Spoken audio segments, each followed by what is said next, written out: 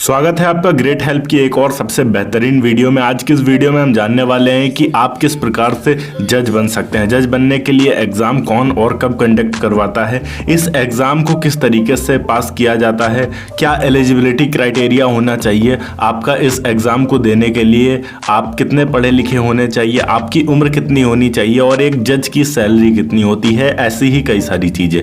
तो इस वीडियो को अंत तक ज़रूर देखिएगा। अगर हम भारतीय नौकरशाही के सबसे ऊंचे पदों की बात करें तो इनमें जो दो नाम सबसे पहले आते हैं वो यही हैं कि पहले जज होते हैं और इसी के साथ में होते हैं जिला अधिकारी। अगर हम बात करें कि जज आप किस प्रकार से बन सकते हैं तो सबसे पहले अगर हम एजुकेशन क्वालिफिकेशन की बात करें तो आपका 12th पास होना चाहिए किसी भी स्ट्रीम से, किसी मान्यता प्राप्त संस्था से। इसके अतिरिक्त यहाँ पर आपको डिग्री हासिल करनी होगी BA LLB या फिर LLB की। अब BA LLB को आप डायरेक्ट 12th के बाद कर सकते हैं किसी भी नियरेस्ट कॉलेज जहाँ पर LLB का कोर्स अवेलेबल हो। आप वहाँ पर जाकर एडमिशन लेकर इस कोर्स को 5 सालों के अंदर कंप्लीट कर सकते हैं। BA LLB एक 5 साल का पाठ्यक्रम होता है जिसमें आपको 3 साल BA पढ़ाया जाता है और बाकी 2 सालों के अंदर लॉ के बारे में पढ़ाया जाता है और इस प्रकार ये 5 सालों के अंदर आपकी एक BA LLB की डिग्री मिलती है। और इसी के अलावा दूसरा ऑप्शन आपके पास होता है, अगर आपने ग्रेजुएशन कंप्लीट कर लिया है, BA कर लिया है या किसी भी कोर्स को कर लिया है, तो उसके बाद आप LLB कोर्स अलग से कर सकते हैं जिसमें आपको लॉ के बारे में पढ़ाया जाता है और ये 3 साल का कोर्स होता है। जब आप इस डिग्री को ले लेते हैं तब आप बन जाते हैं एक वकील और उसके बाद आपका एक्सपीरियंस होना चाहिए यहाँ पर कम से कम वकालत का 7 से 10 सालों का। जब आपके पास 7 से 10 साल का एक्सपीरियंस हो जाएगा उसके बाद आपको जुडिशियल एग्जाम देने का ऑप्शन मिलता है। इस जुडिशियल एग्जाम को पब्लिक सर्विस कमीशन या फिर हाई कोर्ट के द्वारा कंडक्ट करवाया जाता है और ये समय समय पर कंडक्ट करवाते रहते हैं। ऐसा होता है कि हर राज्य में, अब क्योंकि भारत कई सारे राज्यों का एक संघ है इसीलिए हर राज्य में ये सिस्टम थोड़ा अलग अलग हो सकता है। किसी राज्य में हाई कोर्ट के द्वारा इस परीक्षा को कंडक्ट करवाया जाता है तो किसी राज्य में पब्लिक सर्विस कमीशन के द्वारा इस परीक्षा को कंडक्ट करवाया जाता है। तो सबसे पहले आपको ये कंफर्म करना है कि आपके एरिया में किसके द्वारा इस परीक्षा को कंडक्ट करवाया जाता है और उसके बाद ही आप इसकी तैयारी करना शुरू करिए।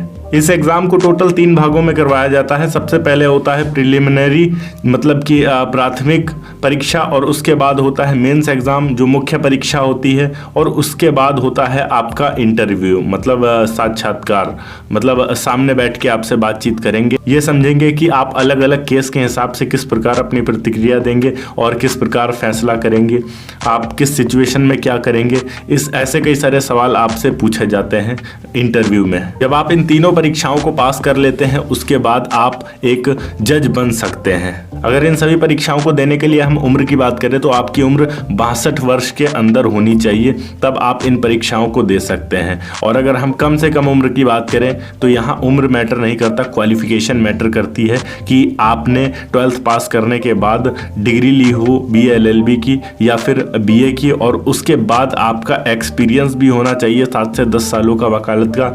जब इतने क्वालिफिकेशन आपके पास है उसके बाद आप दे सकते हैं तो उतने में बंदे की उम्र वैसे भी 25-30 के आसपास पहुंच जाती है।